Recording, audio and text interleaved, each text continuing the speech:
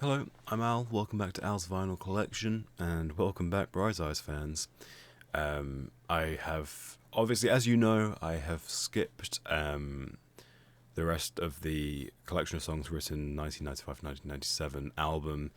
It was a little bit too much for me, so I've moved on to Letting Off the Happiness. So today, I'm going to be listening to the first track on the album called If Winter Ends. I will leave a pinned comment because I've got a few things to ask you guys. Just kind of about how you want to see these albums listened to. I saw a very, very interesting comment where it was suggested that perhaps I listened to maybe only 5 songs on the album, which would help speed along the discography listen through. And also I've checked out the discography on Spotify just to see. I've made a little playlist. And there's quite a few EPs as well, which I'll be interested. So I'll be doing it. So I've created a playlist which seems to be everything in chronological order. So I think I'm not entirely, don't quote me on this.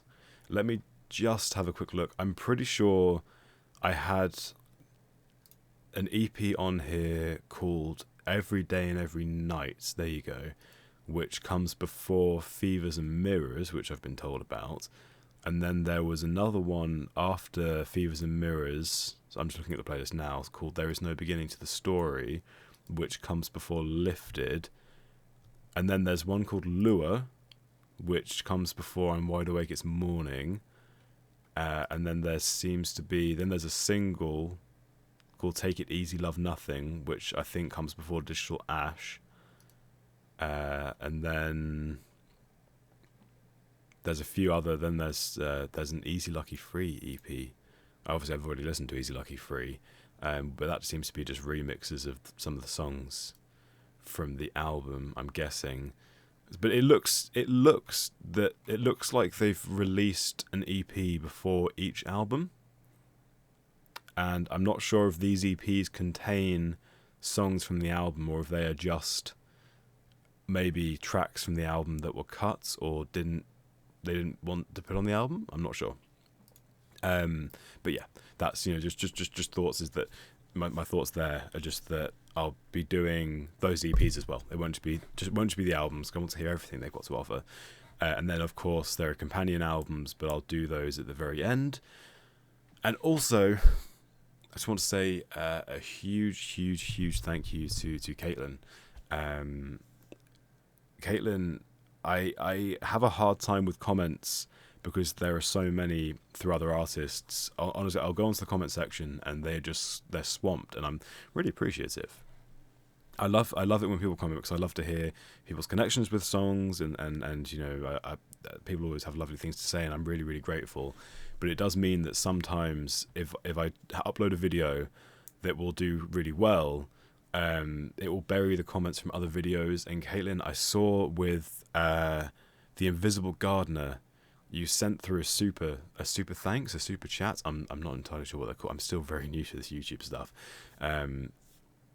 But I just want to say to you now, just a big thank you, because I know you'll watch this, and I want you to know how grateful I am. And if I feel like just saying thank you isn't enough, if there's like an email address or something like that, like a way I can privately contact you just to tell you, just to say thank you, please let me know. I've got an email address in my bio. It's just alsvinylcollection@gmail.com. But I can't tell you how much it means. Your generosity is just something I've never seen on the internet, to be honest. I've only ever seen bad people, really. So this is very new to me, but I can't tell you how grateful I am, how much I appreciate you and all the Bright Eyes fans. There have been lots of fans from different bands coming to the channel, but the Bright Eyes fans have been really kind of understanding and kind of down to earth. And also the other fans. I mean, there are other fans from other bands who've been listening to these videos, listening to these songs, and I'm very, very, very grateful for you as well. If you're checking out videos, so if you come for Rush or for Pink Floyd and you're checking this video out, good on you for listening to new stuff. And that's kind of what I wanted to do with this channel, was to have people from who like different genres listening to possibly new stuff and possibly liking new stuff. So I can't tell you how much it means to see that happening, and I think you're all amazing. But without further ado, let's listen to If Winter Ends. I've got the lyrics up just so I can kind of have a little look and a little read.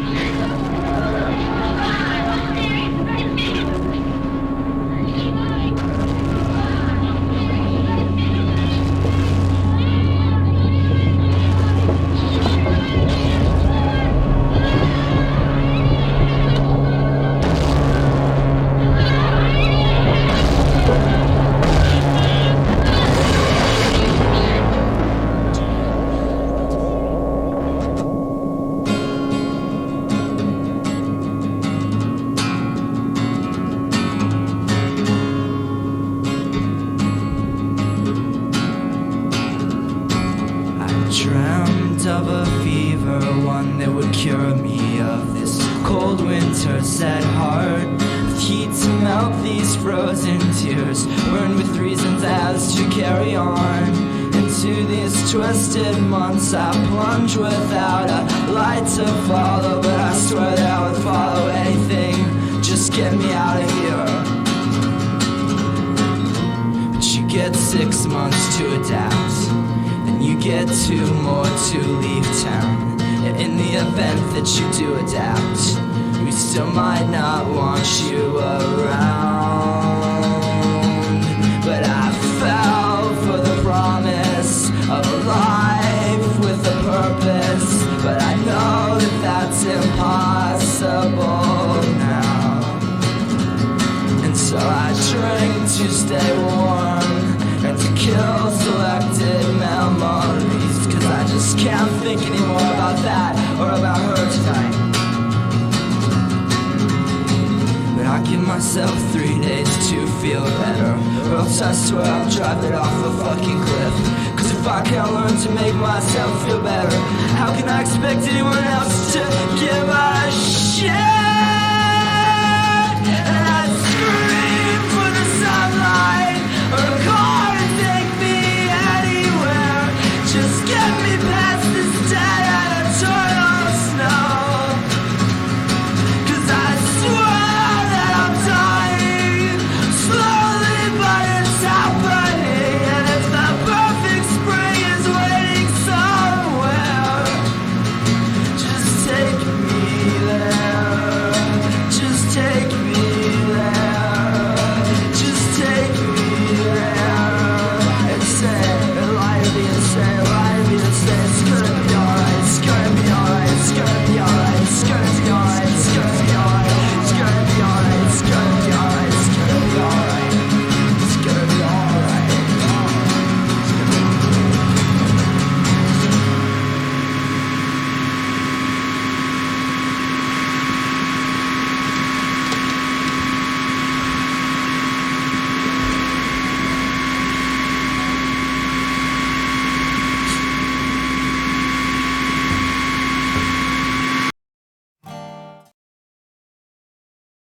A little bit of Disturbed came on at the end there.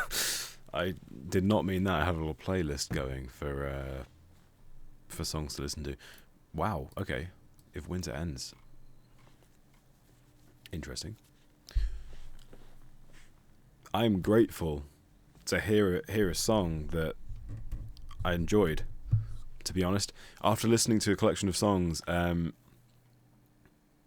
felt a little worried, I think, that the earlier stuff would be unenjoyable, but that was enjoyable. I really, I really enjoyed it. The production levels have just stepped up massively.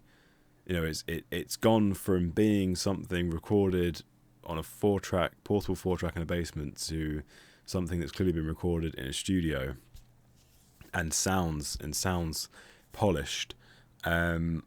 His voice is still very young. It still sounds. I mean, it's 1998 that this album was released. I had a quick look as it was going on just to see. So to be a year from those but then some of those recordings in a collection of songs sounded polished musically. So Falling Out of Love at this volume sounded, if it had been recorded in a studio, it probably would have been I'd say a more enjoyable song, but I enjoyed Falling Out of Love at this volume.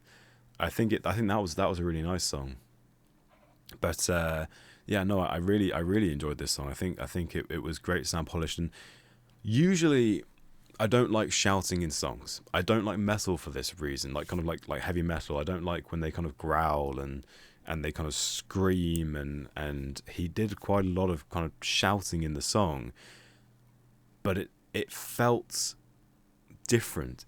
The shouting felt justified in the way that the lyrics are quite desperate, and through the shouting he conveyed this level of desperation that almost kind of made my heart ache a bit, you know. But I think that's great, that I think it was great use of shouting, and it's one of the kind of rare occasions where I didn't listen to it and think, oh my god, please stop. I just listened to it and thought, wow, I can kind of feel the impact and the depth of these lyrics on quite a, you know, quite a personal level, and just as for the lyrics anyway, interesting that the first lyric is I dreamt of a fever, and they've got an album called Fevers and Mirrors. I wonder if there's going to be a running theme throughout these albums of fevers and almost like fever dreams, I guess.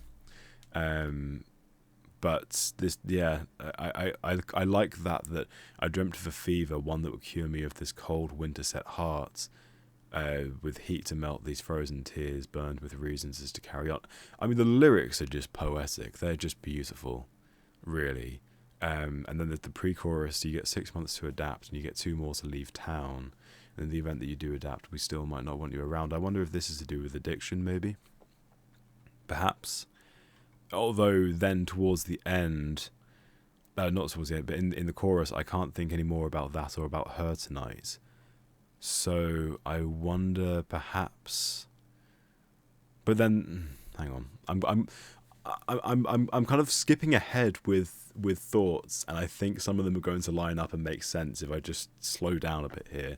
In the chorus, the first 2 lines of the chorus felt very, very personal, and I kind of resonate a lot with them. This lyric of I fell for a promise of a life with a purpose, but I know that's impossible now. Maybe kind of 2 years ago, 3 years ago. I hope it's 3 years. Oh, Christ, don't tell me it's 4. 3.5 years ago, maybe.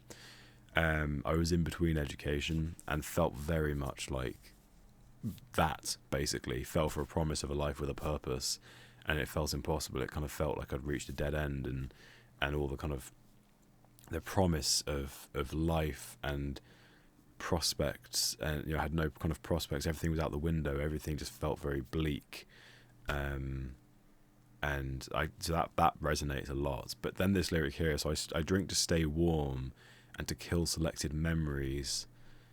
That could tie in with the you get 6 months to adapt, so perhaps he's got a drink, an addiction to alcohol, maybe. I don't know. Then the pre-chorus of I give myself 3 days to feel better, or else, if I could speak, that would be great. I swear I'll drive it right off a fucking cliff. I assume that means a car. Maybe it's not. Maybe it's something deeper. But that does feel like a reference to suicide. If I can't learn to make myself feel better, how can I expect anyone else to give a shit? That's a very, again, I think a lot of people could probably resonate with that lyric. And I scream for the sunlight or a car to take me anywhere just to get me past this dead and eternal snow. I mean, I do, so I've been doing a little bit of research about the band, and I know, so they're from the Midwest, right? Omaha, Nebraska. I don't know what the winters are like there, but I have heard, obviously I'm a big fan of Buddy Holly, and that was in Iowa, I think, is Iowa Midwest as well? I'm not entirely, my geography is awful, but I know that especially in Iowa they had very, very harsh winters, so perhaps it's that.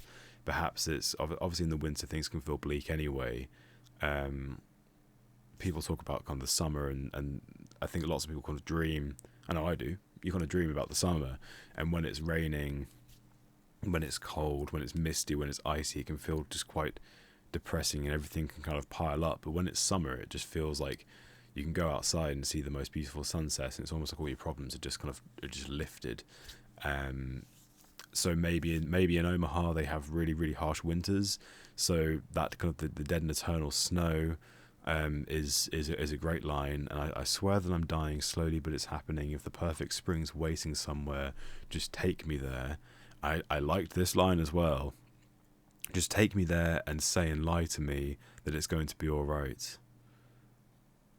And then this final line of, you worry too much, kid, it's going to be all right.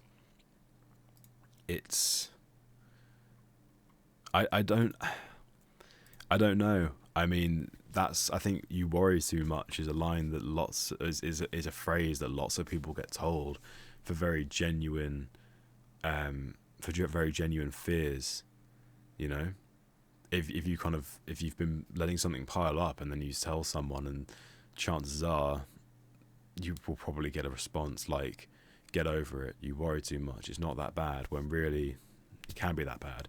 And I think this song summed up a lot of that, and obviously it is bad if that's how he feels. But yeah, that was a very cool song. That was a very, very, very nice kind of breath of fresh air, I suppose.